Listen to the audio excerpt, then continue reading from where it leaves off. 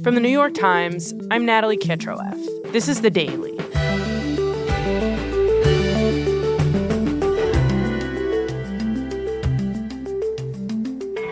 When the Mexican military captured and killed the country's top drug lord, it revealed how much President Trump's growing pressure is forcing the country to take on the cartels. Today, my colleagues Maria Abi-Habib and Jack Nicas on the operation to take down that drug lord, El Mencho, and whether Mexico has what it takes to win a war on some of the most powerful criminals in the world. It's Thursday, February 26th.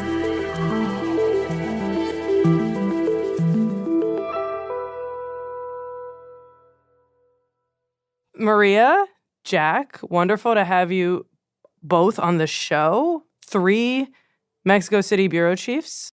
I'm sitting in your old office, Natalie. Jack, current. Maria, former. Natalie, former. We all were in Latin America as correspondents together. Maria, you and I both covered the cartels at the same time and did some intense reporting on that. To put it lightly.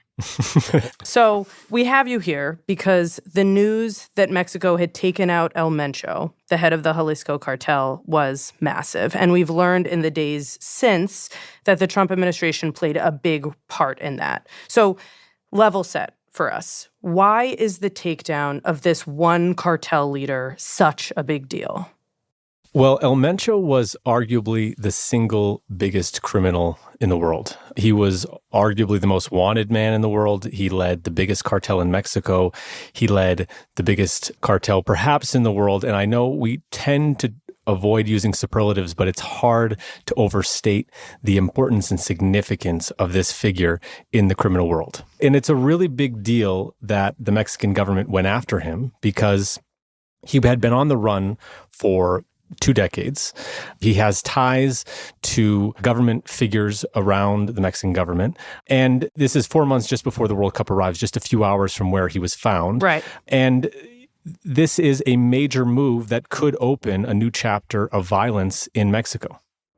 Yeah, I also think that at this point, this is a huge test for the Mexican government. They have never been tested like this.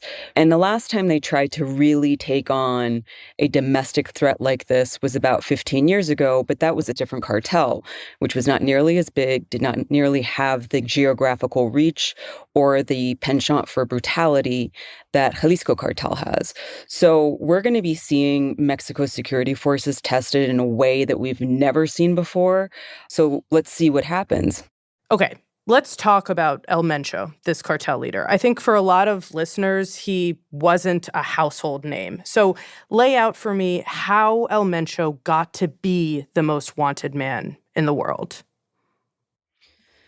Well, he was born into poverty in the state of Michoacan, which is in the West. He has 5 brothers.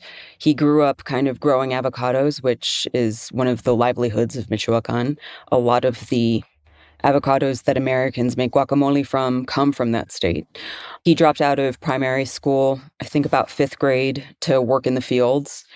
And then by the time he was a teenager, he started to guard marijuana plantations, apparently. And then he decided that he wanted to immigrate to California. So he did so in the 1980s. Apparently, he said he wanted a better life. So he moves up to San Francisco, the Bay Area, and he ends up falling back into crime. And he gets arrested by the police up there. He's about 20 at this point. And he ends up getting deported. But like the savant that he is, he decides that he's going to start changing names, and he starts crisscrossing the U.S.-Mexico border. Every time he's arrested, he gets thrown back into Mexico. He comes back. By 1992, he's arrested one last time, at this point in Sacramento, California. And he's arrested because he and his brother are carrying out a heroin deal. And he spends 3 years in prison. And so at this point, he's deported again to Mexico, and he's in his 30s, and he joins the local police. Wow. Yes. Former drug dealer becomes a police officer. Kind of a wild career switch.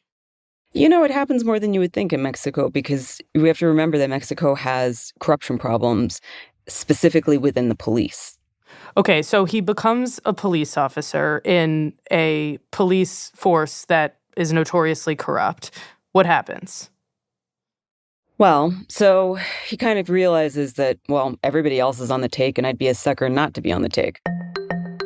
So he switches over and he joins the Millennial Cartel, which at this point is very, very strong in the country's southwest. And strategically, he realizes the way to really rise up the ranks of this cartel is to marry one of the leader's daughters. So it's a Romeo and Juliet story, but filled with heroin and meth and everything in between. Sure, a classic. Yeah. And so he rises through the ranks. And then in 2008 and 2009, government security forces end up arresting or killing a bunch of leaders from the Millennial Cartel. This is in the midst of the last time the Mexican government did a really serious push to dismantle the cartels, a war on these cartels. Exactly. And it sets off this extremely bloody, brutal leadership fight for who becomes the head honcho of Millennial Cartel. And through sheer brute force and his ability to really embrace some of the most disgusting, gruesome, brutal acts, who rises and ends up being on top? Well, it's El Mencho. And he spins off his forces to form an independent cartel, which is the Jalisco New Generation Cartel. Emphasis on generation, because this is a long-term project. He's in it for the long haul. And what is the defining feature of this new group he's leading, the Jalisco Cartel? It's his ability to, or want and desire to really just be as brutal as absolutely possible. So, for instance, there were reports that his new recruits, he really needed these people to show that they would be as compliant as foot soldiers as they possibly could be, and that they were also willing to implement the levels of violence that he himself favored. So, for instance, there were reports of cannibalism. You're a recruit, and guess what? You've got to eat somebody who had betrayed the cartel. So El Mencho becomes a kind of pioneer in this much more aggressive, violent way of doing business. And when I was in Mexico, it was also clear that part of his signature was also diversifying the purpose of that violence, right? He pursued a broad range of business opportunities that went beyond just drugs. Oh, for sure. He wants the Jalisco cartel to have a finger in every pie. So avocados, obviously, something he knows very well from his days picking them when he was a kid. Guess what? If you're an avocado grower, you have to either pick avocados for his cartel, or you have to give a piece of whatever you harvest that year to him. And then he expands his empire. And it becomes more of like a conglomerate. He's not just doing drugs. He's in the hotel industry. They start bilking, senior citizens from the United States to Canada from their timeshares.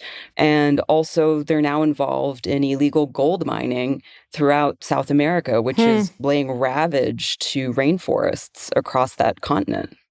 I think one visual way to see the different approach of the Jalisco cartel is the map of Mexico, particularly when it's overlaid with the different cartels' control. And what you see is the Jalisco cartel really has presence across the country, and it really has conquered almost every state it has presence in. And there is widespread corruption within the states and local governments across their region to make sure that Jalisco can do what it wants without any questions. Just talk about that, the extent of the corruption and what this group can do. It becomes incredibly powerful, right? And rich.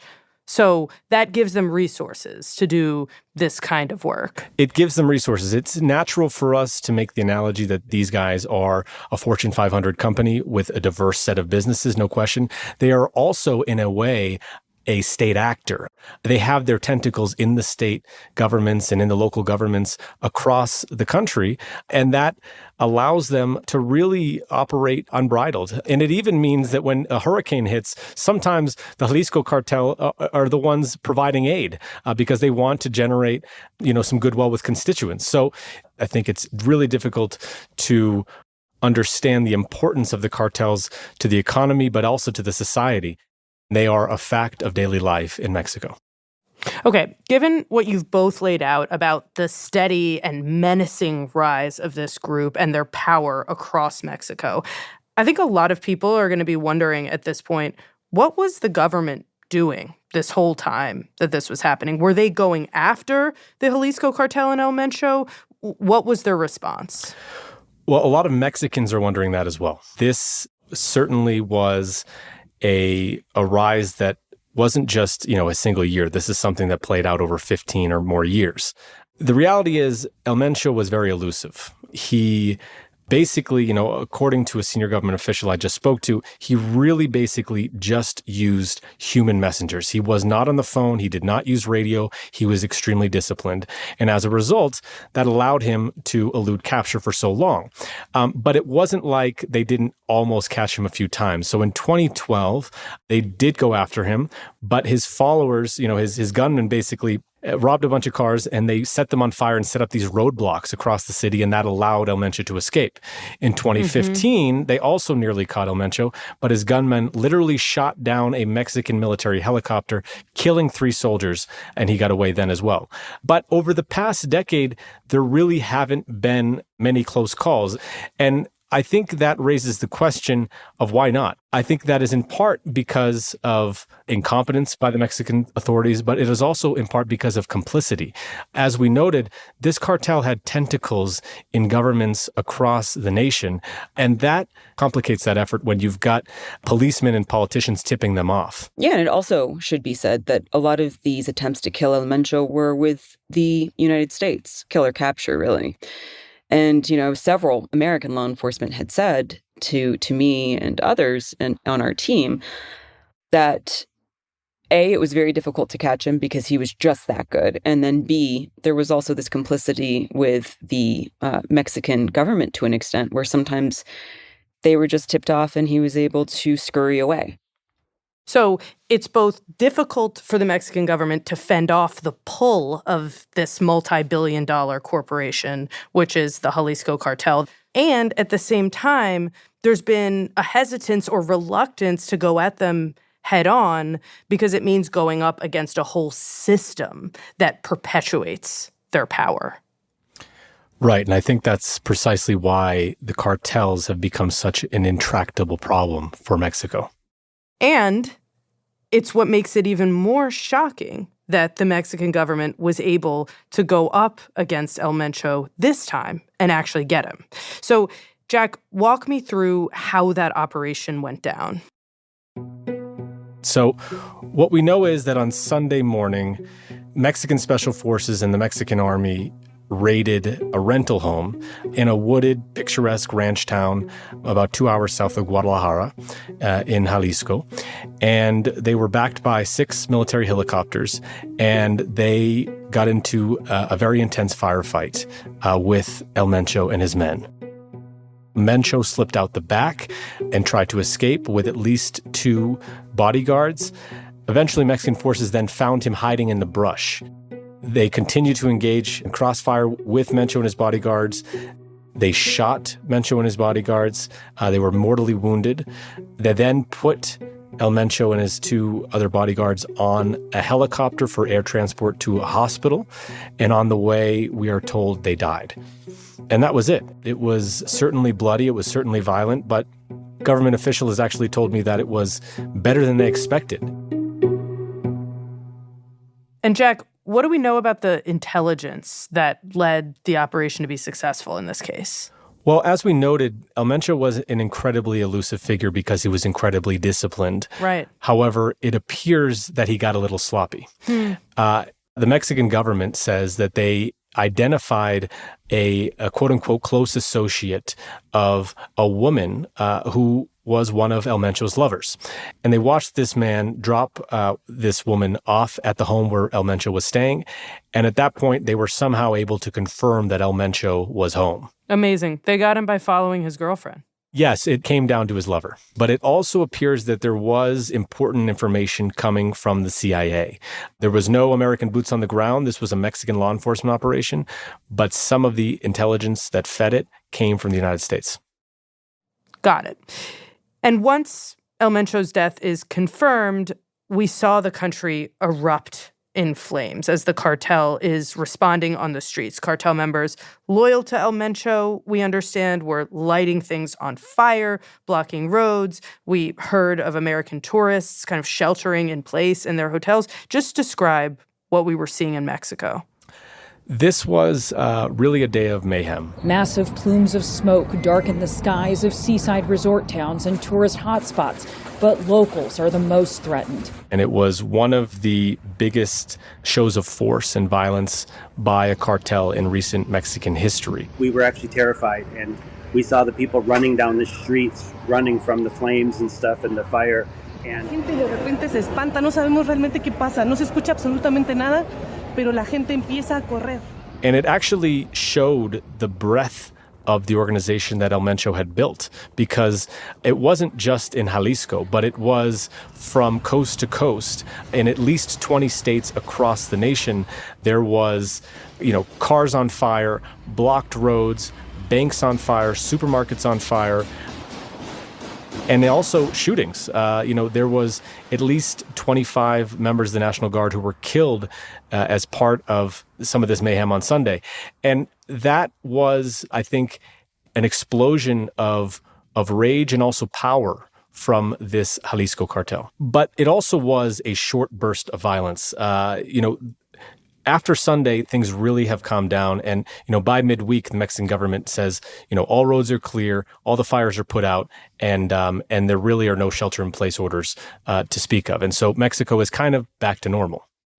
Right. And now the question seems to be, what happens next? Does the government decide to keep pushing on an offensive against the Jalisco cartel, given the stakes and the pressure the government is under from the United States, from the Trump administration? That's exactly the question, because while things are back to normal, the country is still very much on edge, because Trump is still pressuring the Mexican government to do more. And you just suddenly have a beheaded cartel that may now be fighting for territory and power. We'll be right back.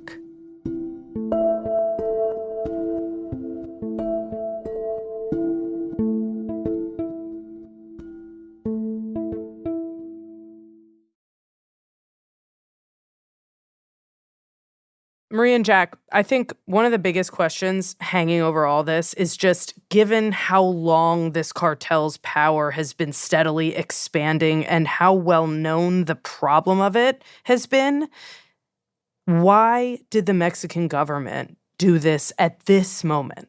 Why now? For one, the Mexican authorities had a piece of very actionable intelligence. And so an opportunity was created and they took advantage of it. But this also comes amid the backdrop of a very aggressive offensive against the cartels by President Sheinbaum. She basically has made clear that she wants to take a very different tact from her predecessor to go after the cartels. And then there also is one other major difference, and that is Donald J. Trump. What we have in Mexico right now is a sustained pressure campaign from the White House to do more against the cartels. He does not want any more of the same excuses. He is saying the Mexican government must solve its cartel problems or the U.S. military will do it.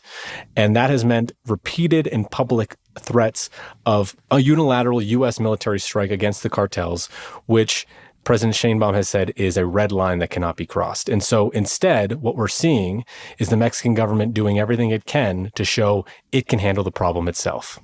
Right. And just say how the threat of the U.S. military coming in and doing a strike in Mexico is perceived in the country and by the government specifically. Well, you have to remember that California used to be Mexico. The history between these two countries has not always been so rosy. And so there is not a lot of eagerness for the U.S. military to come in with Hellfire missiles and basically try to attack the cartels that way because, A, there's concerns about sovereignty, and B, there's concerns about collateral damage and the number of civilians that can be killed. So therefore, there is a real unease with what Trump is threatening, and there also is a real commitment by the Mexican government now to try to show that it can handle the problem itself. And it should be said, this isn't just an idle threat that Trump is making at this point, right? This is a president who has literally just gone into Venezuela and ousted the president by force with a military operation. So it feels like what the Mexican government is dealing with at this point isn't just rhetoric. It's actually a real possibility. Oh, yes. Apparently, from somebody I speak to who's in touch with her inner circle, it's what keeps President Sheinbaum up at night. Like, she knows that this could very well be the end of her popular support. And her party, the Morena party, is filled with sharks. And so if there is some sort of U.S. unilateral action, that could very well spell the end of her power within that party. So we have this picture of a Mexican president, Claudia Sheinbaum, who's under immense pressure to take action. But at the same time, she is someone who, as you've said, has already seemed to be more willing to confront the cartels than other Mexican leaders. And so I wonder whether it's possible that the pressure from Trump actually may, in a sense, be giving her political cover to do what she may want to do anyway. Like, maybe she would have faced some resistance from all these politicians who are in bed with the cartels. Now she can point to Trump and say, look, I have no choice. That is exactly the theory we're hearing from a lot of folks across Mexico who study this, that basically Sheinbaum wanted to go after the cartels, but going after the cartels in Mexico with the political structure that exists, with the corruption that exists within the Mexican government from the federal to the local level, is very difficult. But when you have the president of the United States saying, you better do this or we will invade, that changes the calculus. She can go back to her political party and say, I don't have any choice. I'm going after El Mencho. Mm-hmm. So officials aren't saying outright that this is giving them political cover. Even off the record, they are saying that they're doing this because it's good for Mexico.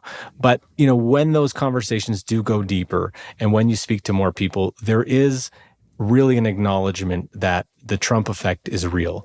Jack, you said that the violence in response to El Mencho's killing died down quite quickly. And I want to ask about that because that was actually one of the most surprising things to me, that the violent response from the cartel didn't last longer. And I wonder if you think it's possible that the cartel moderated their response to their leader's death because they worried that making the country look too out of control might give Donald Trump an excuse to intervene, which would be devastating for them.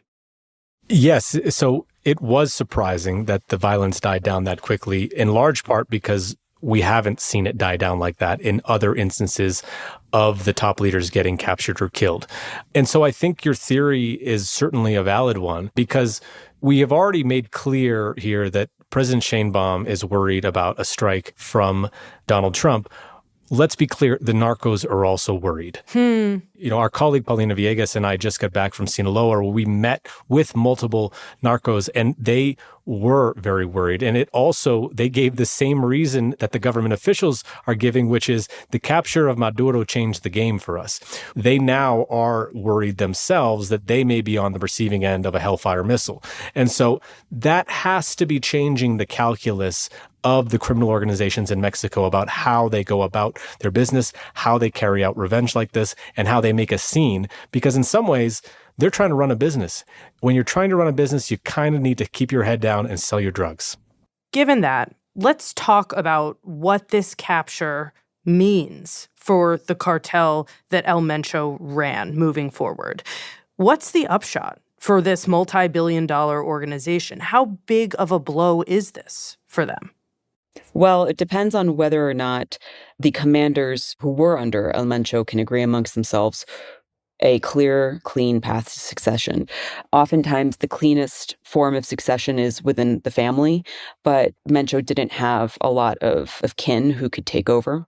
He has 4 to 5 commanders who could be his successors. If they're smart, they'll go ahead and name a successor and agree, but we rarely see that happen when the head of a cartel is killed. So if the cartel cannibalizes itself from within because of this internal leadership, then we could see it fracture. And when it fractures, that creates mini wars all over Mexico.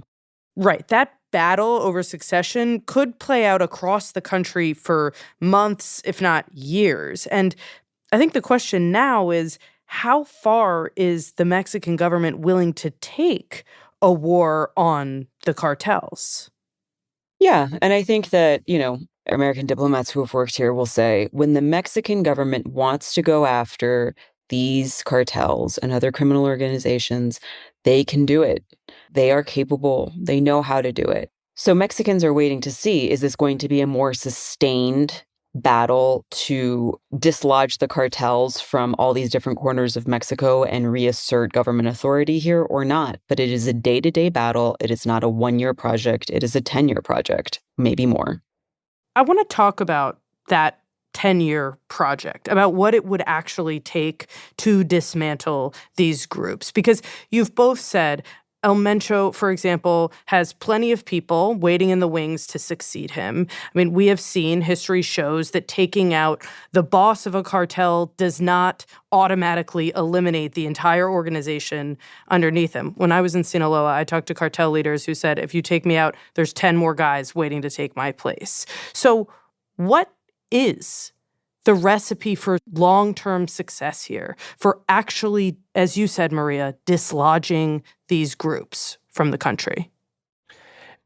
I think that what we haven't seen from the Mexican government is addressing the corruption. The reality is the only way for this criminal group to get this powerful and this big is through the complicity of officials across the nation. And we haven't seen that level of political will yet from President Sheinbaum and her party to go after the officials who really actually have already been pointed to as being corrupt. I mean, one of the most powerful senators in Mexico has been directly linked to a cartel. The former head of the Navy has been linked to a massive corruption scheme. And you can go down the list. There are many other politicians. And this is actually what we hear the U.S. officials really asking for, is that is when they will feel there is a sign of real progress, is when the Mexican government starts to go after the corrupt politicians that have enabled this to go on this long. Given that this is such an intractable problem, I'm just curious if we know at what point President Trump is going to be satisfied with the progress that Mexico is making. Like, do we know if this move to take out El Mencho might have appeased Trump and bought the Mexican government some time? I think Trump's goalposts are infinite. And the strongest evidence of that is that less than 24 hours after the Mexican government killed El Mencho, probably the single biggest achievement that the government has had in the cartel war in years, Trump posted online, quote, "Mexico must step up their efforts on cartel and drugs." And that is, I think, a clear sign that the demands aren't going to end. And probably that's the point.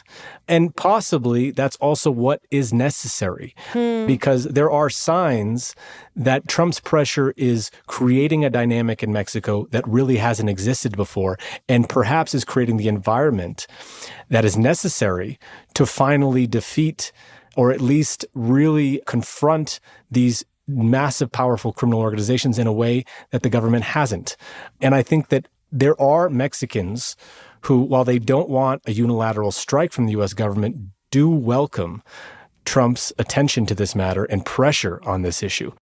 You're saying the goalposts moving, that could be seen as a good thing. Like, in one way, it's a bait and switch, but in another, that's kind of just how progress works.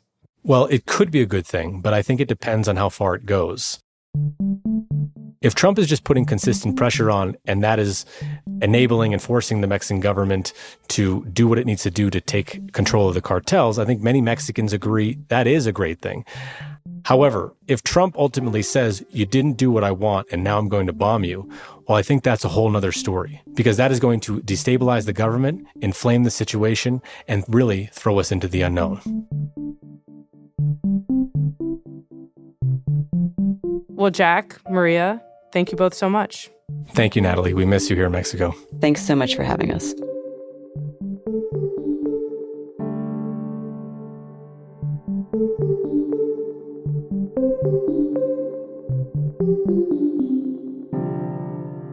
We'll be right back.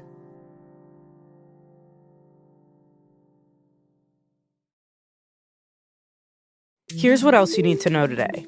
The files released by the Justice Department from its investigations into Jeffrey Epstein did not include key materials related to a woman who made an accusation against President Trump, according to a review by the New York Times. Those missing materials are FBI memos summarizing the interviews that the Bureau did in connection with claims made in 2019 by the woman who said she'd been sexually assaulted by Trump and Epstein decades earlier when she was a minor. An index that was publicly released indicates that the FBI did 4 interviews related to her claims and wrote summaries about each of them. Only one of the summaries was released, though. Officials haven't said why these files weren't released, but the Justice Department has told the Times that any withheld files were either privileged or duplicates, and that files may be withheld if they're part of an ongoing federal investigation. Trump has repeatedly denied any wrongdoing. And Dr. Casey Means, the wellness Maha influencer who's President Trump's nominee to be Surgeon General, testified before the Senate at her confirmation hearing on Wednesday.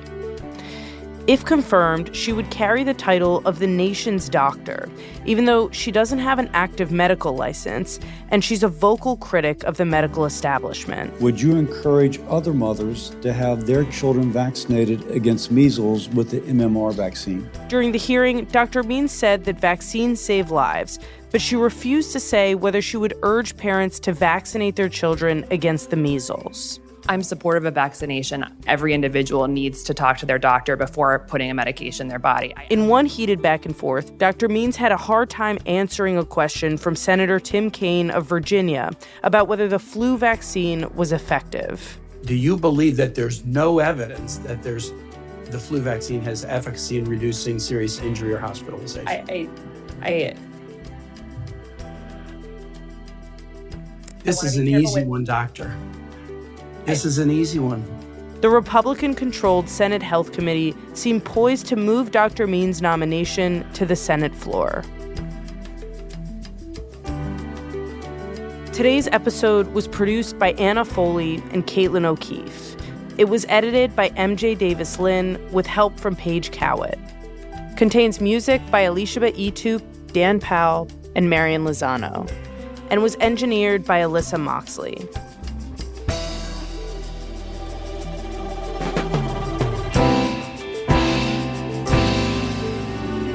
That's it for The Daily. I'm Natalie Kitroeff. See you tomorrow.